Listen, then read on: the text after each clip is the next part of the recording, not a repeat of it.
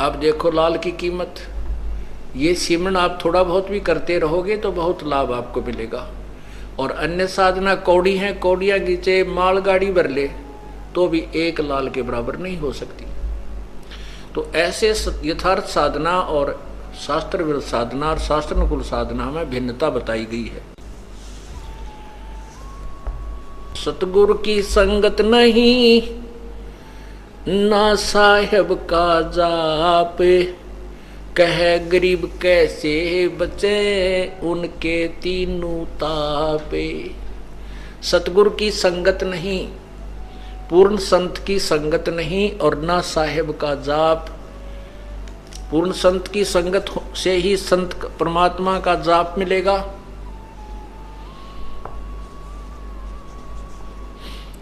और कह गरीब कैसे मिटे जिनके तीनों ताप, जिनकी विधिवत साधना है नहीं, परम संत मिला नहीं, तो उनके ऊपर आने वाले कष्ट वो तीन ताप के अंतर्गत जो आपको दुख होते हैं, हानि होती है, कोई बच्चा बीमार होता है, स्वयं बीमार होते हो, या कोई जंतर मंत्र कर देता है, वो आपके कैसे बचेंगे। सतगुरु की संगत नहीं और ना साहेब का जाप। जाप माने यथार्थ भक्ति, वो सांस का सिमरन।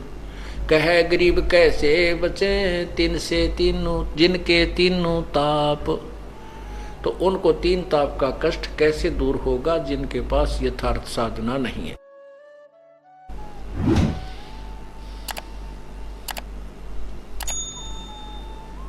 साकट नगरी ना बसो हाना लगसी हंसे, प्रगट कै समझाऊं हूं चंदन के डिगबन से।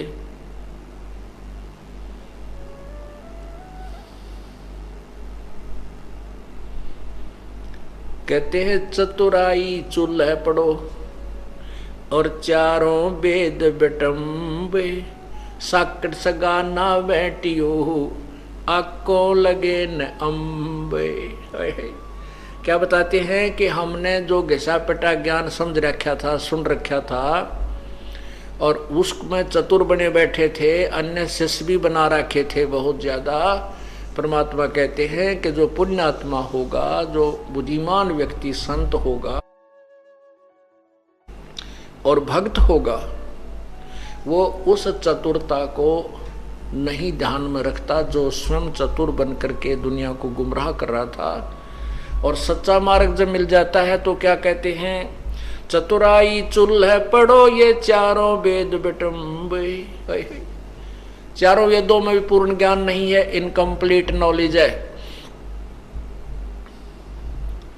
और जब चारों वेदों के इंक्लूड और आगे की जो वेदों में लिखा है कि हम पूर्ण ज्ञान नहीं जानते, कोई संत बताएगा, वो संत मिल जाता है और फिर भी नखरे करता है, फिर भी अपनी चतुराई दिखाना चाहता है। कहते बुद्धिमान व्यक्ति वहां क्या विचार करे कि चतुराई चूल्हे पढ़ो और ये चारों वेद बेटम्ब, साकट सगा ना भेंटियो आंबों लगे आंकों लगे न अम्ब। पुण्यात्माओं, परमात्मा की एक एक वाणी पर हम गहराई से विचार करेंगे तब इस खेल में सफल होंगे। हम तभी इस भगवान के गेम में, भगवान प्राप्ति के इस मार्ग में सफल होंगे। क्या बताते हैं कि साकट सगा ना भेंटियो, कोई ऐसा रिश्तेदार भी ना मिले परमात्मा हमने जो साकट हो, और चाहे वो कितना धनवान हो चाहे गरीब हो, साकट सगा ना मिलवाना परमात्मा। आंख के आंब नहीं लगते, आंख के पौधे के आंब नहीं लगते, डोडे लगते। रत्न जड़ाऊ मंदिर है लखियो जन उस्थाने, साकट सगा ना भेंटियो चाहे हो इंद्र समाने। स्वर्ग के राजा इंद्र, और उसका महल बहुत सुंदर बना हुआ है, उसके अंदर लाल और मोती हीरे जैसे हम चिप्स लगाते हैं ऐसे उसके लगे हुए हैं, और बहुत बड़ा महल है इंद्र का। कहते हैं हमारा रिश्तेदार जो भगवान से विमुख है परमात्मा में जिसकी रुचि नहीं है उसका चाहे लाख योजन में का तो उसके पास मकान हो, स्थान हो लाख योजन, 1 योजन 4 कोस का, और 1 कोस 3 किलोमीटर की, 1 योजन 12 किलोमीटर का, 12 लाख किलोमीटर में कह उसका महल बनाओ, इतना उसके पास स्थान हो। 10-20 एकड़ जमीन को छोड़ो, कहते हैं जिसकी 12 लाख किलोमीटर में कह उसका स्थान हो, उसके पास इतनी जमीन हो और उसके महल में चाहे रत्न जड़ रखे हो और साकट सगा न भेंटियो, चाहे हो इंद्र समान। हमने वो गरीब रिश्तेदार हमारा अच्छा है जो परमात्मा विश्वास रखता है, क्योंकि हम यदि किसी पैसे वाले या किसी अच्छी पोस्ट वाले रिश्तेदार से हमारा संपर्क हो जाता है तो फिर ये कुदरती बात है, उसके प्रभाव से वो रिश्तेदार प्रभावित रहता है। उधर से फिर जो जाने वाले, हमारी लड़की मान लिया हमने लड़की ब्याह दी ऐसे साकेट का, तो बच्चे का जीवन बर्बाद कर दिया। उस दन्ने के फूकेंगे, जब लड़की पार ना हुई तो अब फिर अगले जन्म में ना जाने किस पशुचूनी में जाएगी बेचारी। 2 रोटी दाता ने देनी है, 2 रोटी बालक ने खानी है, 1 चारपाई पर सोना है, बस। बाकी तो कितना स्थान हो यूजलेस है।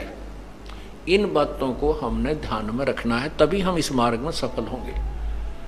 और उस बड़े घर की लड़की हमारे गरीब का आगी वहां टेकन देना, ना भक्ति करे ना करण दे, ना वह गेल चले, ना भक्ति को सुहाव उसने, क्योंकि उसके पाप इतने कर्म बिगड़ जाते हैं। उसमें अभिमान अपने बाप का, उस पूर्ण धन का होता है। तो परमात्मा कहते हैं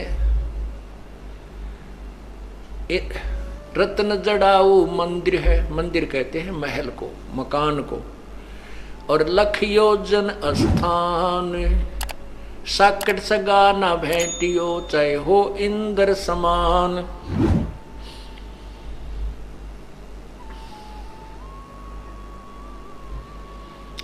साकट 4 वेद हैं, साकट 12 पंथे, और साकट पंडित पीरे हैं, ये ही जम के दंते।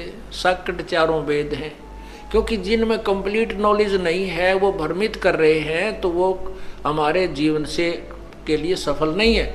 और ये 4 वेदों में भी केवल ब्रह्म तक की जानकारी है, बाकी ज्ञान प्रभु का जरूर दिया है, लेकिन उसके पाने की विधि नहीं है। इसलिए चाहे हम वेदों अनुसार कितनी साधना कर लें और ब्रह्मलोक में पहुंच जाएं, तो भी वहां अपने पुण्य को समाप्त करके 84 लाख योनियों में आएंगे। और 5वां वेद जो है जिसमें पूर्ण ज्ञान है वो सबसम वेद है, वो परमेश्वर कबीर जी की वाणी है, और साथ में उन संतों की अमर वाणी जो परमात्मा से परिचित हुए थे, और उन्हीं की कृपा से उन्होंने अपने जो है ना वो गवाह तैयार किए थे कबीर परमेश्वर ने, कि आने वाले समय में ये संत, इनकी वाणी, इनके वचन मेरा गवाही देंगे कि ये संत कबीर परमात्मा पूर्ण ब्रह्म है जो काशी में जुलाहा बनकर आए थे।